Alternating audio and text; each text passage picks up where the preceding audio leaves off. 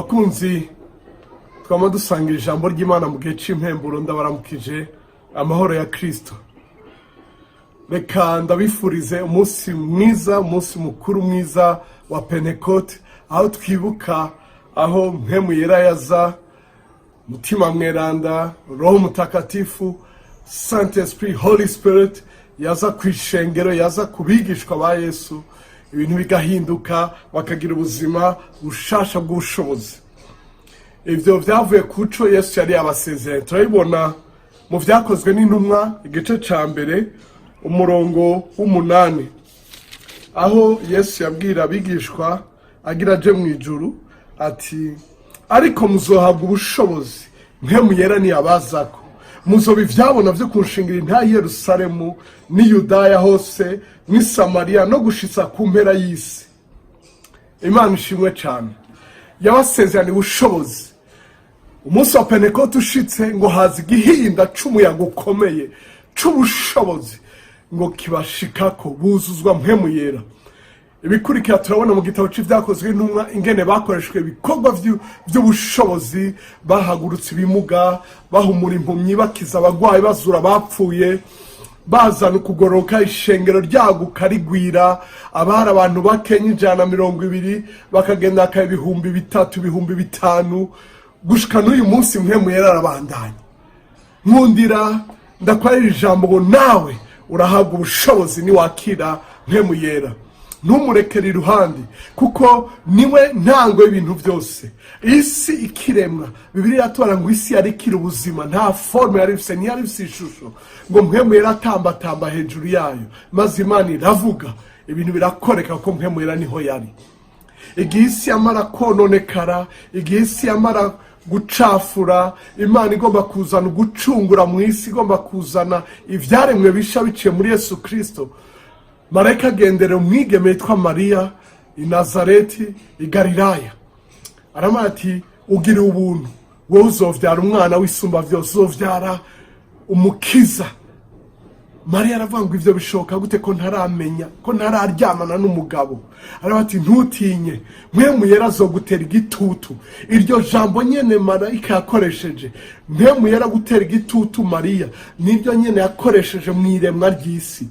Yaraje kurema bundi busha, yaraje gukosora ivyo Adamu wa mbere yononye, yaraje gutanga Adamu wa kabiri. Satani yahenze umukenyezi Eva, maze mpemu yera atera igitutu umukenyezi Mariya, atuzanira umukiza, umucunguzi. Imana ihabwa icubahiro, Yesu niwe atuzanira umucunguzi. Ndakwifuriza umunsi mukuru, ndakwifuriza Pentecote mu bugingo bwawe, ugendere mu bushobozi. Ntubabaze mpemu yera, nkuko mu Banyefeso igice ca 4 umurongo wa 30 hatubarira ngo ntitubabaze mpemu yera, niwe kimenyetso twahawe gushika ku munsi ugucungurwa. Niwe dufise. Ntugende uko abisi bagenda. Abisi bavuga ngo none ntubone uko bimeze, bakoresha ubwenge bwabo gusa, ariko mpemu yera agomba ukoresha ukwizera, afata ubwenge bwawe abuhingure, aguha ijambo ry'ubwenge hahandi abanyabwenge badashobora gushika. Mpemu yera gukoresha ibintu vy'ubuhizi, yakoresheje Yosefu muri Egiputa, agatanga ubwenge bakamenya ingene bajawuka igihe c'umwimbu mwinshi n'igihe c'inzara, kubera ubwenge bwa mpemu yera. Kuko na Farawo yavuze ngo twokura hehe umuntu ameze nk'aho arimo mpemu uhoraho. Mu burongozi wemere mpemu yera, mu mashure wemere mpemu yera, mu rugo wemere mpemu yera, mu butama wemere mpemu yera, mu buto wemere mpemu yera. Wa musore, wa mwigeme, wa mupapa, mu mama, wemere mpemu yera, kuko aravuga ngo nzosuka mpemu wanje kwari n'umubiri bose, ntatoranya ahantu ku butoni. Uwemera akumvira nawe aramwemera, agusuke ku bushobozi bwa mpemu yera. Ewe niba uri umusirikare cyangwa umupolisi, na Korneliyo yaragenderewe na mpemu yera, umuryango we wose wuzura mpemu yera. Igikorwa cyose urimo, sektori yose urimo, ndavuze ngo uzohabwa ubushobozi mpemu yera niyakuzako. Wemere mpemu yera kuzeko, ubushobozi buhindura ubugingo bwawe, ureke kubaho goyigoyi, ureke kubaho nk'abandi bose. Umusore yitwa Samsoni yakoze ivy'ubuhizi kuko mpemu yera ari kuri we. Yesu Kristo atanga igikorwa ciwe ntiyashira imbere ibindi, aravuga ngo mpemu uhora ari kuri jewe, yandobanuje amavuta. Reka nawe mu vyo ugiye gukora vyose, projet yose, umenye ngo mpemu yera ari kumwe nawe. Umuhe ikibanza, ntuhe ikibanza presiyo z'abantu. Aho uri hose yaramfashije, aho naciye hose n'uwo aracamfasha, nawe aragufasha. Umwemerere agushoboze kuronka intsinzi mu bugingo bwawe, uhindura ibintu, uhindura ibidafite ishusho. Mpemu yaragushoboze kuzana ukurema n'ukuremeshwa aho ugeze hose.